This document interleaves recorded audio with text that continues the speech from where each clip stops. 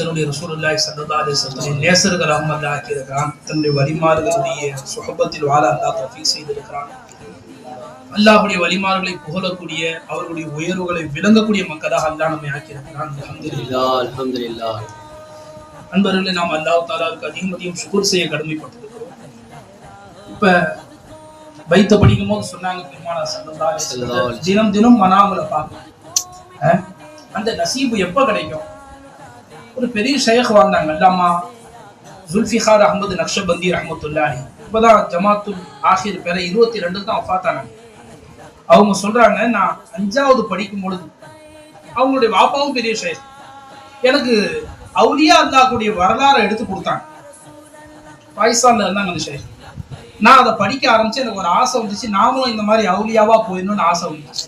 அந்த புக்கை படிக்க அதை தொடர்ந்து பார்வையை பாதுகாத்துக் கொள்ளுதல், பார்வையை பாதுகாத்துக் கொள்ளுதல்ங்கிற புக்கை எடுத்து படிச்சேன். படிச்சதுக்கு அப்புறம் நான் ஒரு முடிவு எடுத்து, இனிமேல் அந்நிய பெண்களை பார்க்கவே கூடாதுன்னு முடிவு எடுத்தேன். 5வது படிக்கும் போது, அப்ப என்ன வயசு இருக்கும் போல 10 வயசு இருக்கும். அப்ப நான் ஒரு முடிவு எடுத்தேன், அதுலேருந்து வீட்டை விட்டு வெளியில கிளம்புனா தலை குஞ்சிக்கிட்டே தான் போவேன், திரும்பி வரும்பொழுதும் தலை குஞ்சிக்கிட்டே தான் வருவேன்.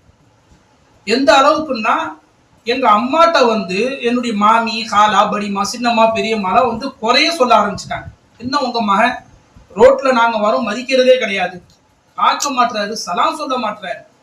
அப்ப என் தாய் கேட்டாங்க, உன்ட்டு என்ன இந்த அளவுக்கு மரியாதை குறைவு வந்துருச்சு, ஏன் காலா, படிமாக்கெல்லாம், பெரியம்மா, சின்னம்மா, மாமிமா இவங்களுக்கெல்லாம் ஏன் நீ சலாம் கொடுக்கல என்று கேட்ட பொழுது, அப்ப அவங்க சொன்னாங்கன்னா, அம்மா நீங்க அவங்கள்ட்ட கேளுங்க, அவங்களுடைய முகத்தை நான் பார்த்தானான்னு கேளுங்க.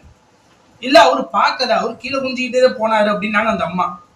இவங்க சொன்னாங்க, நான் பார்த்தா தானே அவங்களுக்கு என்ன செய்ய முடியும், சலாம் சொல்ல முடியும், இவங்க இன்னார் வந்திருக்கிறாங்கன்னு பார்த்தா தானம்மா தெரியும், நான் பார்க்க இல்லம்மா என்று சொல்லிவிட்டு சொல்கிறார்கள். இந்த நிலை என்ன தொடர்ந்துச்சு. அதனால நான் 30 வயசுக்குள்ள 100 தடவை ரசூலுல்லாஹ் மனாம்ல பார்த்துட்டேன்.